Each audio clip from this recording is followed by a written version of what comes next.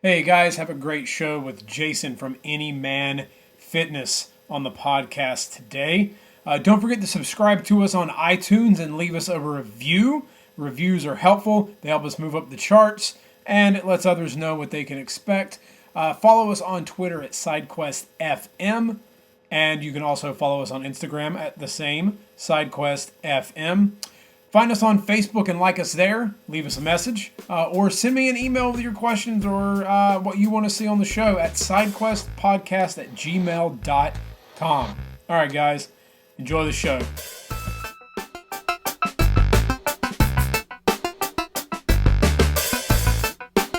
Welcome to the next episode, the third episode here of the Side Quest podcast. I'm here with Jason of AnymanFitness.com. I believe Jason may be a fellow ginger. No, more like blonde, but close enough. Every once in a while, you catch a red tint in there for sure. Okay, I was gonna say I thought from your pictures online I was like, yes, a fellow ginger, but I'm doing the preemptive strike though. I just go ahead and shave my hair because I'm 33 now. I got 2 kids, a wife, and a couple jobs, so that hair is gonna go really fast. So I just shave it all off. I used to do that in the summer, but ugh. No, Yeah. it doesn't look so good in the business world anymore. But anyways, welcome to the show. Tell me a little bit about yourself, Jason, for our listeners out there. Absolutely. I'm 33 years old. I'm from Canton, Michigan, which is about 20 minutes east of Ann Arbor, kind of in between Ann Arbor and Detroit. And I'm a middle school math teacher. I've been teaching between 6th and 8th grade math all the way up through some high school math for, this is my 11th year. Spent 5 years in the charter school system, and this is my 6th year in the public school system. And as time progressed and as I started to have children, I got married, been married about 10 years, started to have some kids. I started to kind of look at myself and physically be unhappy with what I saw. So I sort of got into fitness, per se. And I was always kind of a person who enjoyed working out. I would go to the gym, I would train, but I never really saw any results. I did your typical bro workouts, 1,000 sets of bench press, 1,000 sets of shoulder press with the barbell, with the dumbbell, with the push-ups, and 15,000 burpees, and, curls and abs and stuff. But I never really got very good results from that. And I remember after my first daughter was born, really taking a serious look at myself and saying, I have to get this thing under control. Weighed close to 300 pounds, and I'm 6'8", so I'm a little taller than most. So I took a good hard look at what I did and started looking more towards optimization. What's going to give me my biggest return on my investment? What's going to give me my biggest bang for my buck? And quite frankly, I sort of figured it out over time through various protocols and mess around with stuff. And that's kind of where this business has kind of evolved from. I'm a teacher by nature. I'm very happy with the career choice that I've made, and it's kind of led into teaching this aspect of my life to others. So we've been working on, we've had the blog going about 1.5 years now, and we've been taking clients for a bit over 1 year now, and it's been a pretty nice success so far. We've had over 200 clients, both one-on-one clients as well as Fitocracy team fitness clients, and quite frankly here, Robbie, I'm just having a blast, having a great time growing the business, helping others, and just kind of doing my thing, Well, I can tell from your blog that you are having a blast, and that's one of the reasons I wanted to reach out to you and interview you for SideQuest, because you're writing, like, it hit me, and I laughed and I agreed, and I think there was one, and I can't remember what article it was. I stood up and clapped, and I was like, this guy gets it. He gets it. He gets it. Like, he understands that there's so much junk out there that's directed to people that honestly just confuses everyone. And you just break everything down. And I love the one article where you were like, honestly, squat, deadlift, Monday, Friday, done. If you really can only do that, you can be successful. Sure. And, fitness hasn't changed in the last 400 years. Right. Human beings, the human body hasn't changed in thousands of years. But for some reason, everybody's trying to reinvent the wheel. Everybody's trying to get the latest and greatest. When in essence, just a few simple moves and watching your intake and making sure that you're doing the things that you need to do to optimize stuff, and then just get rid of all the small stuff, And I really appreciate you the kind words there, Robbie. That's awesome. It's nice to know that you're getting some benefit and some value from those posts. But thank you very much. It's an awesome compliment. Oh, you're welcome. I mean, I read a lot out there, and I've read a couple of your things posted on Fitocracy. So let's get into a little bit about how you found out about Fitocracy. I am sort of calling this the unofficial podcast of Fitocracy, because it has given me so much as a company, and I feel I want to give something back to people and let them know that there's a community of people out there who have helped hundreds and hundreds of people lose the weight and keep it off, and to grow themselves not only physically but mentally, emotionally, spiritually. So where did you find, were you in the first secret group that was invite only? How did you get involved? No, I'm not going to lie here, Robbie. I am a complete Fitocracy infant, all things considered. Well, I started with the blog, and really everything kind of became organically. When I went through my fitness journey along the way, I mean, when I started, I was about 300 pounds, and at my lowest, I shed all the way down to about 205, 206 pounds. So, I mean, I lost about a third of my body weight. Right. So along the way, I had friends and family members and co-workers and colleagues. So what are you doing? Because, most people, when they go about fitness and they go about trying to lose weight, they'll hit a plateau and then they'll stop. It's like, I call it the 30-pound trap. You're going to lose 25 to 30 pounds. You're going to get stuck, and you're going to be right there, and you can't bust through that plateau. And then slowly over time, that 25 or 30 pounds comes back on until you get dissatisfied with the way you look or your energy levels, and then you're going to lose that 25 or 30 pounds again, right? It's like this vicious cycle that a whole bunch of people go through. And I had, through testing various protocols and messing around with myself, I had kind of developed this system over time. It took me about 2 to 3 years to develop this system, and I busted through all those plateaus down to, I think at my lowest, I got tested and I was around 7% body fat. So people were looking at me going, what did you do? You're like a skeleton right now, right? Yeah. I certainly was a little too thin. So I got so many people asking me, what did you do? What did you do? What did you do? And it's almost like, how do you explain that? This wasn't just like, well, I followed P90X and I ate clean. There was a whole system that I had developed through, macronutrient counting and through reverse pyramid training, and really it's following Martin Burke and Andy Morgan's Lean Gains program, the system that I was using. But I kind of, over time, had developed my own simplifications and sort of my own philosophies and my own ways to view things, even more so simplified. I mean, Martin was gearing towards mostly, the top of the line bodybuilders and the people that were willing to pay for that elite chunk of fitness there.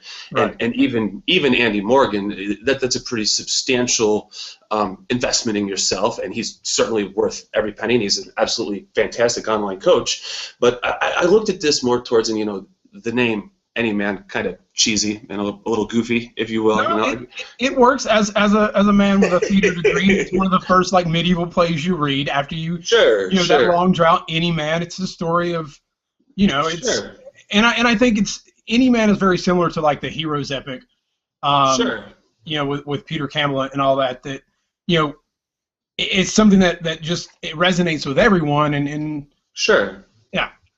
Sure, yeah. So I had a lot of people asking me, well, what did you do? What did you do? What did you do? And I kind of hit the point where I was like, I've helped other people through this, through their journeys. Maybe I can simplify some things. Maybe I can at least put some ideas out on a blog. And I sort of looked into that and just started writing. And my early days, I was really, really bad. And right now I'm slightly less bad, but I'm still pretty bad in a lot of ways. And it's a growing process, right. as time goes on. So it kind of evolved from there. My first thought was get some ideas on the internet. Maybe people will read them, maybe they won't. But then at least when my close friends say, hey, what'd you do? I'll say, hey, look at these blog posts, and you can read that. And that's what I did, so I don't have to sit here and explain this to you for the next 3 hours, because Right. I could talk about it all week long if you really wanted to. Yeah. So that was first. And then it was probably about 4 or 5 months into it, I had some pro bono clients, kind of to get some experience actually creating a system and creating a program, looking at the sort of scaffolding and supports that I would need in place in order to help people out, and just things organically evolved after that. And we had our first actual client right about 13 months ago, so like last year in September, and through word of mouth advertising and whatnot. It was in about 10 months, we had about 50 clients, and actually it was one of my former clients that said, dude, I've done this Fitocracy team training thing before, and your program is perfect. It's a complete system. It's a program. You'd post your stuff. You'd help people through it. You'd be a great fit. And you know, doing this, and this guy's name is Mike Yanda, and Mike runs his own Fitocracy groups, Fitness for the Busy Guy. Fastlane Fitness is his name on Right. Fitocracy now. So he's going ahead and he's doing this thing too. So he tells me this, and almost like an old man who didn't want to figure out the internet. Like, I don't need the internet. So I'm going, oh no, this is going great. I got 50 clients, and he's going, dude, I'm telling you, you're going to resonate with people. You got to give this a shot. So I said, okay, all right, well, I'll give it a shot. And I opened up the doors, and the first group had 50, and the second group had 100, and we're just going from there, man. Congratulations, man. Thank you. That's awesome news. That's awesome. Thank you. Yeah, we're awesome. Well, I've got some questions here that while reading through your blog on Saturday. Sure. I'm kind of in the same way. I'm trying to use the podcast as a way to kind of get out there, and I also have some blog ideas to go along with episodes and whatnot. So a lot of I had weird tiny thoughts like months ago, and then sometimes a few of your articles like brought those to the front burner. I was like, oh my God, that's an idea to use. So some of the questions here, going off of, Sure. of your stuff.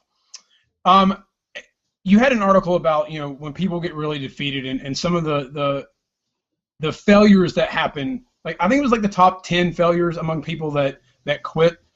Okay. So how do you motivate clients or potential clients who feel defeated? Oh, that's such a difficult thing. It really is, because it's such a delicate balance. Some people need a hug. Some people need a come on, you can do this. Some people need you to toe a hard line, and part of that, the ability to do that, and it's still something that I'm learning. And when I was first got into this world of online training, I thought it was like you set some macros, you give a workout plan, and you just wait, and pretty soon they're going to be ready to go on stage in a bodybuilding contest. Fantastic, sounds good. But then you realize you're not dealing with people of logic. You're not dealing with people of rationality. You're dealing with people of emotion. And food and health and vitality and weight is a very emotional thing for people. And those who can effectively separate their emotion from their physical self always do the best. And a person's journey, some people get that like right away. When you tell them we're going to use some progression parameters in the weight room, we're going to track our progress using these protocols, and when this doesn't happen, we do this, and when that doesn't happen, we do that, and you have all of the steps and the support in place. Some people look at that and say, perfect, this is what I need, because this takes all the thought out of it, this takes all the guesswork out of it, this takes all the, and then there's certainly other people who just they've tried it all. They've gone through all of the fads, and I think that's a thing. They've tried all the fads. They've tried elimination style diets where you completely get rid of your carbs, or you eat 100% low fat, or you eat paleo, or you eat gluten free when it's not like a medically diagnosed thing. Right. And those fears kind of manifest themselves and present themselves in people. And when they mess up, first off, there's no place for negativity in a coach trainee-trainer relationship. There's just no place. Right. There can't be any sort of a negative place. And when someone does mess up and needs that support and that motivation, oftentimes it does help to say, well, let's just look at some facts. Let's take all emotion out of this. It's been this many weeks. You've lost this many pounds off the scale. You've lost this many inches at that current rate. Here's what you're going to have to, and kind of show them the rational, unemotional stone cold. I call it, you need to be either a stone cold fat killer, or you need to be the CEO of your fat burning enterprise, and you need to make business decisions, and that's it. Take all emotions out of the equation. And certainly that's a difficult concept to totally wrap your mind around when some people for their entire lives they've tied their feelings of self-worth to their weight, their depression, perhaps their anxieties, their insecurities. So Robbie, I wish I had like a perfect answer, like this is what you do, but that's actually one thing that I think having 11 years in the classroom has kind of helped me with, is I can kind of read people a little bit better, and some people need to be yelled at and brought down a notch, and other people, they just need that bro hug, help them through it. Right, and I think that's an issue for a lot of us that are kind of gym rats and do this, is finding that balance of of being motivational and not being negative, and finding a way that it's a struggle for me with some people that are very close to me, Sure. Because I don't think about things that I say sometimes or things that I do, and they come across very different. And one of your articles, I think that some people, I felt in some reactions I saw in different people on Facebook and the social media world, your article on abs, why they weren't that big of a deal for you. Now, here's the thing. When I read that article, I was finishing up my Fitocracy. I did John Romanello's 16 Weeks to Sexiness program for my wedding. Awesome. I'm a big fan of John. I love his stuff. Any guy that confesses to loving emo music and board games and video games and works out, winner in my book. Absolutely. But anyways, so I got my six-pack. I got to the one place I always wanted to get to in my entire life. And I'll be honest, that week of the wedding, I had my shirt off the whole time. I'm like, oh, we're getting ready. Picking up hay bales for the bar. Look at this. I don't have a shirt on. And my wife was just kind of like, no one cares. Stop. No one cares. Yeah. And that article kind of hit home with me. So did you notice any negative backlash towards that, or do you think people maybe misinterpreted what you were trying to say with that article? I got some interesting comments, a few emails, a few comments. I actually was posted on Reddit, and it had a whole bunch of different people saying different things, and most people kind of understood the gist of what I was getting at, and that was a difficult article to put down on paper. But I've always kind of prided myself. I'm going to be an open book, and I'm going to speak from the heart, and I'm just going to let it flow. So I appreciate the fact that it resonated with you. But there were definitely a few people that said, dude, what are you talking about? This is the greatest thing ever. Or I got lean, and now I'm getting laid 100 times a month, and you're an idiot. And I said, well, I am married with 2 kids, so maybe I'm in a little bit of a different stage of life than you are. But that was a difficult thing to go through, and I guess it was like a mental thing. I kept telling myself, okay, you need that shredded up six-pack. You need that. And right.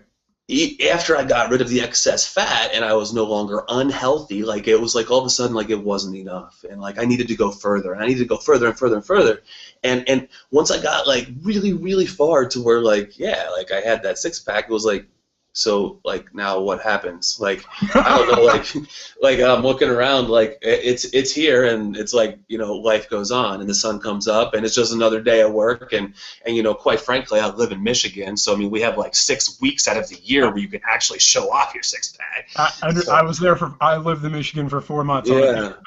So yeah, I understand. So it was I got there, and it was cool. It was, and I had that summer, and like I said, I don't think I wore my shirt once that whole summer, unless I was going to church and my wife made me or something. But but it was always like something was missing. Like, hey, I got this, and like it was like, who cares? Like you said with your wife, like your wife, okay, like great, Robbie, you have a six pack. Congratulations. Why don't you, you know, come over here and give me a back rub and shut your mouth, you know? True statement. So Actually like, said by her. yeah, oh, I'm sure. I know what that's like for sure. But you know, once you got there, and then it was like, okay, well, now what do I want to do? Well, now I want to bulk. Now I want to build muscle. Okay, well, after I bulk, what do I want to do? Okay, well, I want to cut again because I got a little bit too much fat. Let's build more. And all of a sudden, I kind of realized like you should be enjoying what you're doing because it's hard work. Yes. You should gain your satisfaction from the hard work itself. Like your graduation day of college might be a proud moment, but the proud moment is the 5 years that you just spent busting your tail to get that piece of paper. That's what you're proud of. You're not proud about the fact that you walked across the stage and shook some guy's hand with like a funny hat and a dress on, right? I mean, who cares about that? Right. So. And that's, I think that's one of the things I'm trying to explore in this podcast and finding people and speaking with people is that, you know, everyone has a goal. They want to climb that mountain, but once you get to the mountaintop, it's like, for 1 minute, you get to do the whole Leonardo DiCaprio, and you're like, I'm the king of the world! And then you're like, sure. Oh, but there's not, like, I got to go back down. Like, so where do you sure. find that balance of, you know, being functional but still being fit and still achieving your goals and having those goals, but not letting it all just be kind of a vanity thing? Sure. I personally, I just try not to obsess. I try to keep an even keel. I try to have hobbies that aren't fitness related. Every once in a while, someone will shoot me an email and say, hey, man, can I do this? Because I'm really busy. I got a couple kids. I got a wife. I got a job. I travel for this. I say, dude, like the busier you are, the better. Like you just want to immerse yourself in your work, immerse yourself in your stuff. So you don't want to. Martin Birkin had one of my favorite posts out of his many on lean gains. He discussed this thing called the marshmallow test. And the marshmallow test was a psychologist brought children into a room, and I think they were like 5-year-old kids, and they sat each one down individually at a table with a marshmallow. And the psychologist said, if you don't eat that marshmallow, I'll come back in 5 minutes and I'll give you a second marshmallow, and he left the room. And like every single kid gobbled up the marshmallow, ate the marshmallow. But some of them gobbled it up right away. Some of them like stared at the marshmallow intently for like 2 or 3 minutes and then gobbled it up. And some of them lasted a little bit longer than that. And what they found was really interesting. The kids that lasted the longest actively tried to distract themselves from the marshmallow. They stood up from the table, they did a dance, they sang a song, they stared in the corner, they tried not to pay attention to this thing that was right in front of them. And that's kind of how you want your diet and fitness to be. And I totally stole that from Martin, but that has totally resonated with me. And I tell people that all the time. You don't want to focus on, if you wake up in the morning and you're like, diet, macros, training, diet, abs. Yep. You're never going to make it. You're not. You're committing so much energy, so much thought, so much time on it. You want your diet and fitness just to be background noise. Go get busy, live your life, and just forget about that aspect of your life. Do it, but just forget about it. Right.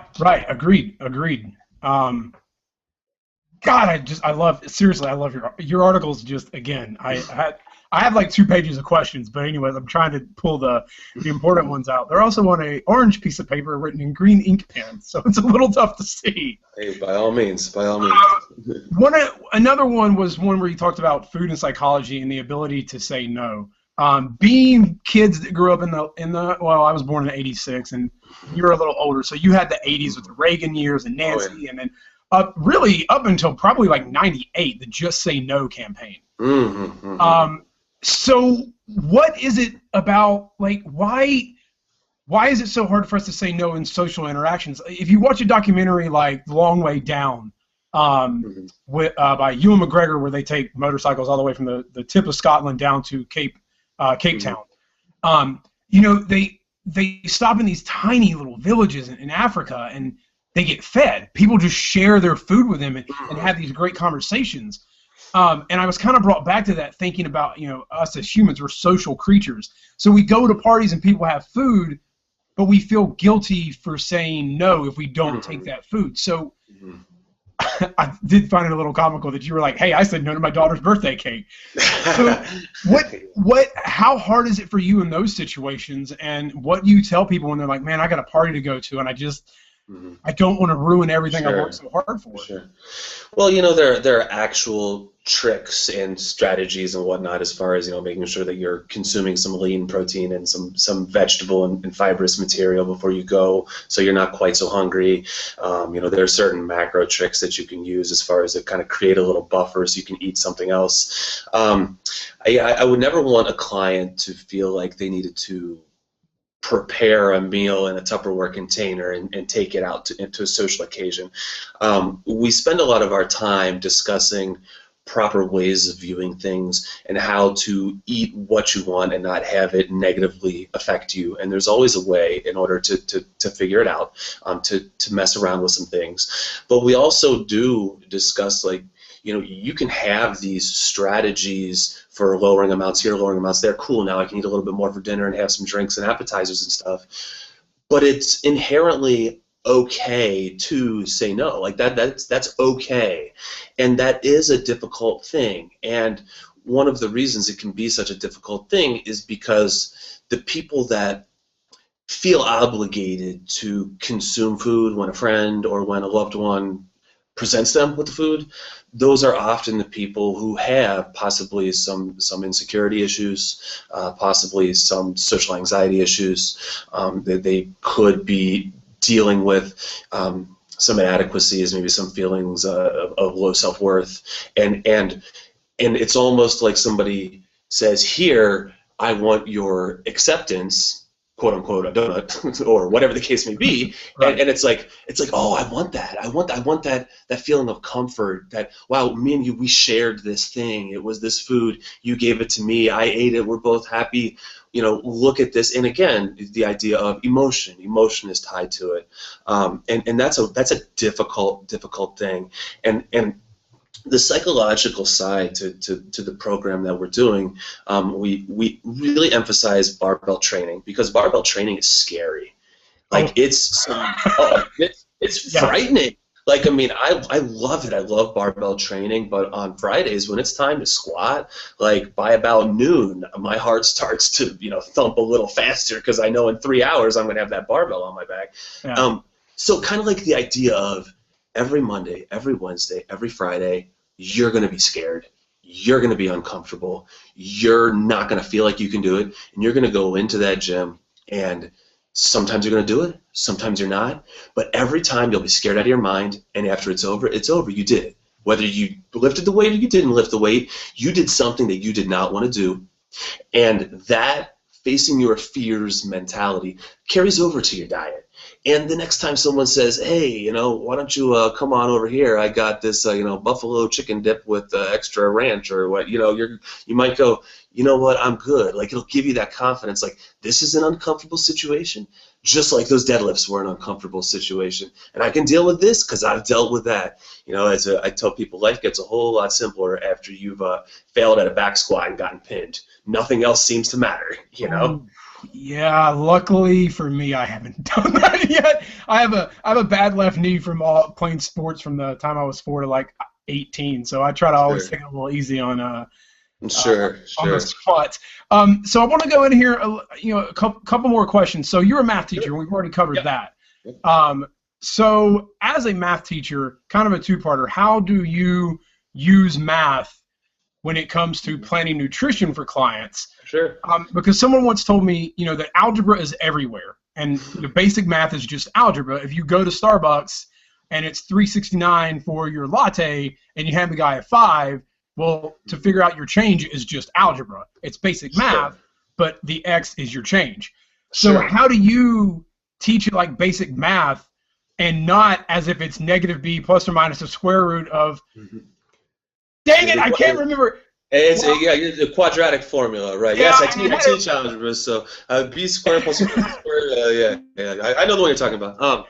And that's an excellent question, and there's some detail things that I use as far as math goes. Like when we set up macronutrients, I really don't deal with percentages. Percentages don't take into consideration absolute values, right. And when you're talking about a guy like me who's got a maintenance of around 3,000 calories because I'm 6'8", 240 or so right now. That's not going to be the same as a 5'1", 20-year-old, 130-pound girl that has a maintenance of 1,400. So things like that need to be taken into consideration. We look at things as far we cycle weird caloric amounts on our training days and slightly lowered on our rest days. We consume more carbs and less fat on our training days just kind of out of necessity because we are training. And we want those carbohydrates to stimulate our workout and give us a better workout and better recovery post-workout.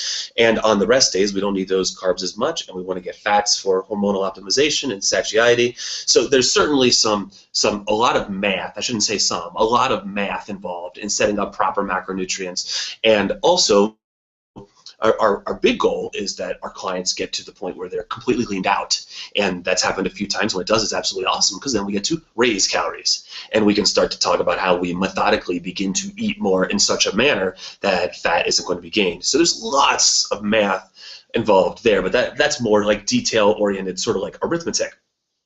And we do these video chats, and we discuss this with our Fitocracy group members, and I like to see it. This is kind of big picture, sort of abstract, and it's kind of like this. You got your X, you got your Y, you got your Z. Whatever X, whatever Y, whatever Z is, this is what you do for the week. Whether your X is your food, and your Y is your training, and your Z is your sleep, but whatever that side of the equation is, you want to keep it constant, and it always equals something. Whatever it is, and when I say something, I mean, did you gain weight, did you lose weight, did you gain fat, did you lose fat, gain muscle, lose muscle. But whatever you do on the one side of the equation to make your body do something, but you want to keep that side of the equation constant. And you not only want to keep your macronutrient consumption constant, but I mean, you want to try to keep, if you can, which is difficult because life happens, but you want to try to keep everything constant.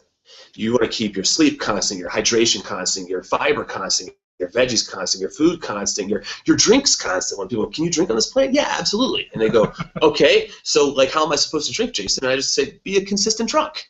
Like whatever you drink, do that every single time. And if you do that every single time, then that's consistent. And then when you see what has happened to your body, the only thing that we adjust is our variables.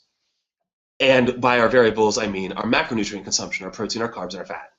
I would never, and everyone's, and this is kind of like a philosophical sort of algebraic thought processy idea, and no worries because the kids in my class are like, what are you talking about when I start talking about my philosophies as far as balancing equations go? But no matter what's on that one side, as long as it's constant, like, I mean, well, what is a calorie? Think about it. What is a calorie? I mean, obviously, it's the amount of energy required for 1 milliliter of water to be raised to 1 degree centigrade. I believe it is something like that. But 2% of the world knows that, but it's just some arbitrary measure of the energy content that food has. So if we keep all of those things constant, no matter if you're drinking booze or you're adding veggies or you're counting veggies, and the people in our group, so they don't count veggies, and sometimes it throws people for a loop. Like, what are you talking about? How can we not count broccoli? How can we not count kale? It's got protein in it. It's got carbs in it. How can we not count it? I say, because if we don't count it now, then we never have to count it, and it doesn't matter. And all I'm going to do is move your protein, your carbs, and your fat numbers, and that'll give us the desired outcome because all of those little systematic and systemic errors, they're all going to take care of themselves. So consistency is really, if you can show consistency, you can do anything in the world of fitness, anything whatsoever. But that's where you have to get to, which is a really difficult thing for a lot of people.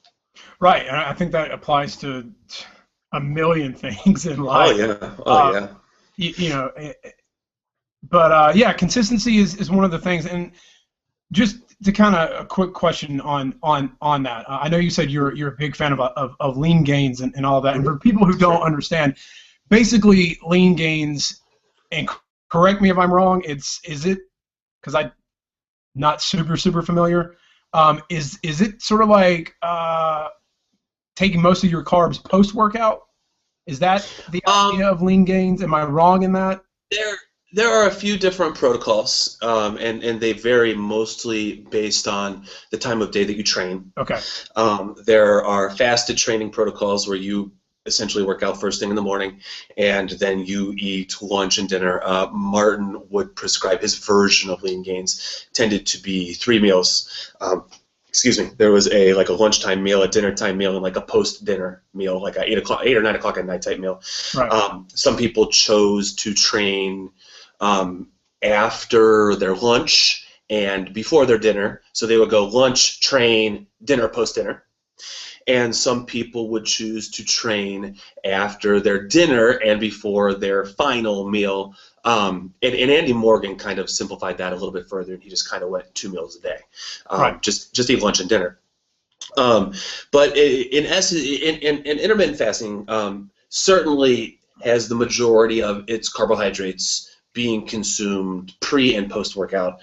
Even more so, you would even be in I believe an isocaloric state of overfeeding after your workouts, meaning you are literally purposely overeating carbohydrates and protein after you work out in order to take advantage of whatever insulin sensitivity you have after your workout, if you've had any sort of glycogen depletion during your workout, Right. to take advantage of the anabolic window. Really an issue that a lot of people have. So the short answer to answer your question, yes. The carbohydrates are generally enough to get you through your workout, often in the form of like fructose, like a little piece of fruit or something like that, and some protein. And then afterwards, you want to get your starchy carbs, your pastas, your rice, your potatoes, possibly your breads, things along those lines, without a doubt. But what a lot of people tend to mess up on, and our group, while we will give best practices for dieting, for dietary compliance, and oftentimes our members do utilize intermittent fasting, we need to remember that intermittent fasting isn't necessarily in and of itself the fat driver. I'm sorry, the fat loss driver. It's a tool in the toolbox. Right. And I find that when I'm trying to cut fat, eating 2 meals a day works for me, because then I get to eat bigger meals, and I'm a guy with like a black hole for a stomach, so I can fill myself up. And like at least 3 times a week, even when I'm on a diet, after I work out, I get to eat a whole load of food. So that's awesome. That makes me, at least for 3 times during the week, I don't feel like I'm dieting. And a lot of people kind of say the same thing. But that is a mistake that people make, is just thinking, you know what, I'll skip breakfast, I'll have this 8-hour feeding window, and I'll gorge myself silly, and I'll still lose fat, and it just quite simply doesn't work that way. Right. And there's a blog post I'll eventually work on about my and no offense to anyone who's listening who eats paleo. It has great tenets, it has great foundations and things that I think that it does work on. But I kind of got into the church of paleo and got pretty zealous about it for a while, and didn't really count everything I was taking in, and didn't get to where some of the people said that I would get. But that is a different story. So a couple quick questions here, just to kind of a fire round before we end. What is the hardest cheat for you to say no to? Oh boy, I actually know the answer to this, because it's something that I don't think I've purchased once since my weight loss journey began in, 2010, 2009. Cheddar and sour cream ruffles. That's like, if I could open like a 1.5-pound bag of cheddar and sour cream ruffles, and like the whole bag would be gone. And I purposely haven't bought them in that long, just because of that. And I'll eat a whole bunch of treats, and after I work out, I eat Lucky Charms and Frosted Flakes and Cinnamon Toast Crunch and all sorts of ice cream from time to time. But that bag of those ruffles is just like, it's like 3,000 calories in a large bag, and I know I'm going to just plow through them. So it's just something that I've decided, that's the one food that even on a cheat day, I'm like, I'm not going there. It almost like represents a bad time of my life. So I kind of leave that one alone. Okay. So. Okay. Sweet potato fries or sweet potato hash browns? Oh my goodness. Sweet potato fries, if they have like the cinnamon and the sugar on it, and they give you like a little caramel dipper or something. Yeah, yeah. That's good stuff. Yeah, for sure. What is, trying to this sounds similar to the hardest cheat, but what is like your Achilles heel? What, if it comes up, might get in your way of training or you staying on course if you are on, say, a fat loss or a certain regimen? What kind of takes you out of the game, or can? And it's always good to have those sorts of like reflective kind of questions because I get to pass those on to clients. I'll tell you exactly what takes me off my game if I'm diligently counting macros, because there are times now, because I've been doing this for so long, where I am diligently counting macros, then other times where I'm not. I tend to count them very strictly when I'm trying to lose fat, but when I'm trying to gain muscle, I just make sure that the majority of my foods are coming from whole foods, and a lot of it is going in my belly around my training sessions. But one very specific instance that I find it very difficult to stay on track is if I eat a non-macro counted lunch. Staying on track for dinner is darn near impossible for me. And it's a total mental thing. Like I'll tell myself, like, every once in a while, I'm a school teacher, so, we barely work. So like on Fridays, don't tell my teacher friends I said that. But on Fridays, sometimes if I have the Friday off, I'll go out and I'll meet, my wife's an engineer, I like to say she has the real job. I'll go out to her work and I'll pick her up for lunch, and, there's all sorts of goodies out there. There's Thai, and there's all-you-can-eat Asian buffets, and there's pizza buffets, and we'll hit one up. And I usually will go and I'll train in the morning because it's a special occasion. I'll go out to lunch. I'll eat a whole bunch of lunch, and I'll tell myself, you're gonna eat whatever you want for lunch, and for dinner you're gonna be on point. And then I get to dinner, and I'm kind of like this, like, screw it. I don't know what lunch was. I'm just gonna go crazy. Like, that is such a hard thing for me if I don't count at lunch to eat a sensible dinner. Now, the opposite is not true, interestingly enough. If I eat an on-point lunch and I'm off track for dinner, that doesn't mean I'm going to gorge. Like, I do have binging tendencies. That does not cause me to binge. It's just that off-point lunch and then on-point dinner. I find that extremely difficult to do. So maybe I should probably stop that. That might be a good idea. It's making me like self-reflect on like my own dietary habits and shortcomings. All right. Hey, self-reflection is fantastic. It helps us learn the things that we need to be better at. I've learned that in the few short months that I've been married. Agreed. All right. Just a couple more quick ones. All right. So you were probably a 90s kid. Were you Nirvana or Alice in Chains or Soundgarden? Oh my goodness. Out of those three, I would definitely say Nirvana. But if you're giving me those three, for me, oh boy, I was a white kid from the burbs. Tupac, Snoop Dogg, Dr. Dre. Yeah. I'm not gonna lie, I was an old school hip hop head. Like I had all of the tapes. I had the white tapes. Like I would dub them from friends because like my parents wouldn't let me buy them because they had like the explicit lyrics and stuff. And I mean, Snoop Dogg's was called Doggy Style, and Dr. Dre's had a big pot leaf over it called The Chronic. So I had to hide them from my parents. I had to get crafty, so they were like hidden in various spots. And I still, that's what's on my iPhone right now to this day. I got like, All Eyes on Me and, like a Doggy Style and Chronic 2001, Biggie, all those guys. I'm old school hip hop, man, for sure. Right. So what guilty pleasure is on your iPhone that you don't want people to know is on there for your workout sessions? Oh, I don't know. I do go with some death metal from time to time, like some Korn. There's some like Rage Against the Machine, so there's some harder stuff that's on there. I don't know if there's guilty pleasures. Like it's not like all of a sudden, a Miley Cyrus tune comes on and I just start like jamming out or anything like that. But it's mostly a lot of my PR songs. It's rap, it's hip hop. Big fan of Kendrick Lamar right now. I'm really enjoying that. So good. Yeah, and I'm up here by Detroit, so the Eminem stuff, of course. We got to rock Eminem up here. So anything that gets me angry, I like to be angry when I lift weights. I deal with 13 and 14-year-olds all day long, so I got to get in there and smash some iron, Hey, I understand. I totally understand. Anger is a great motivator for the gym. It was there today for me. So, all right, last question, last one.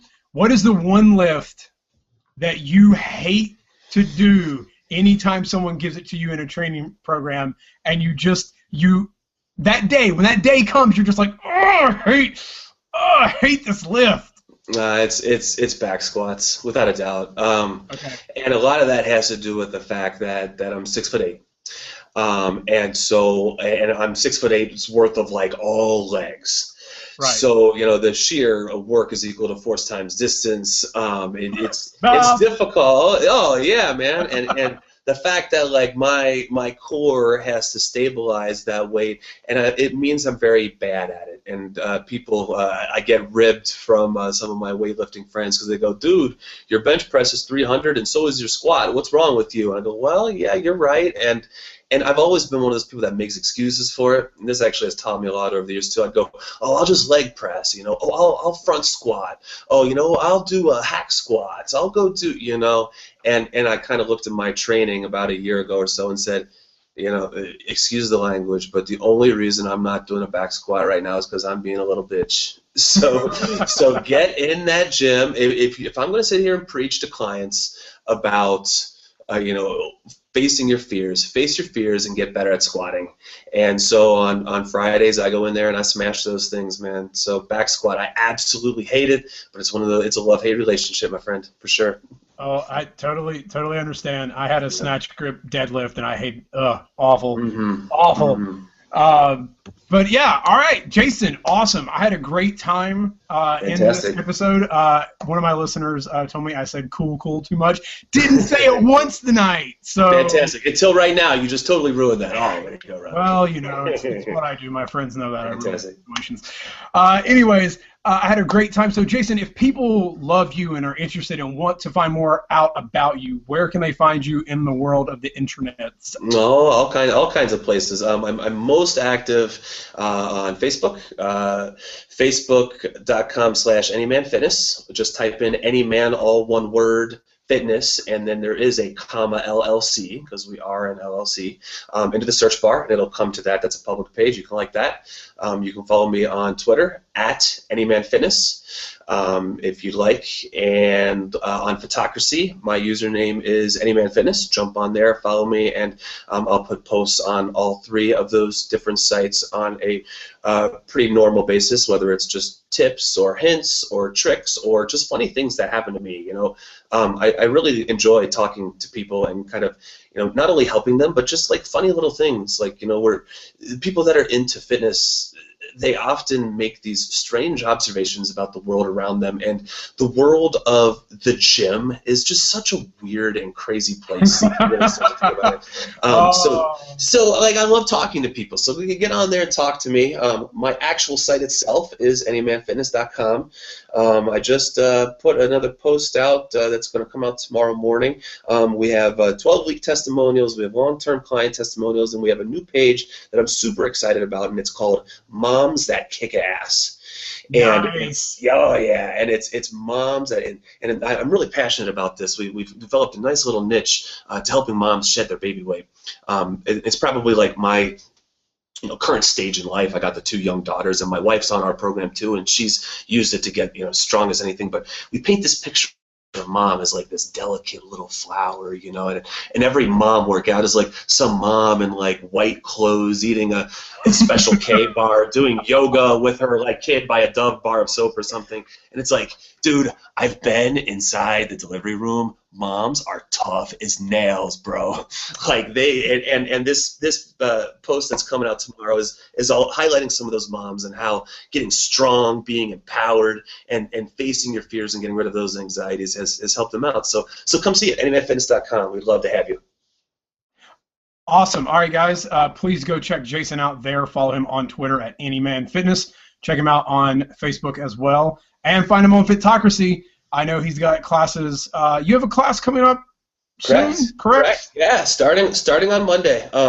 We give all of our clients their information on Thursday or Friday before it starts. And the first thing we do, a lot of beginners have issues with counting macronutrients. So we have about an hour-long video chat. We discuss all things macronutrients. How do you count protein and carbs and fat? Best practices, set them all up so we can hit the ground running and really get some kick-ass results. Awesome. Great, guys. Well, I hope everyone enjoyed. Jason, I thoroughly enjoyed having you, and I hope the podcast keeps going and would love to have you back sometime again. Fantastic, Robbie. It's been a real pleasure. Thank you for inviting me. Thank you for coming on, and guys, I hope you enjoyed the show.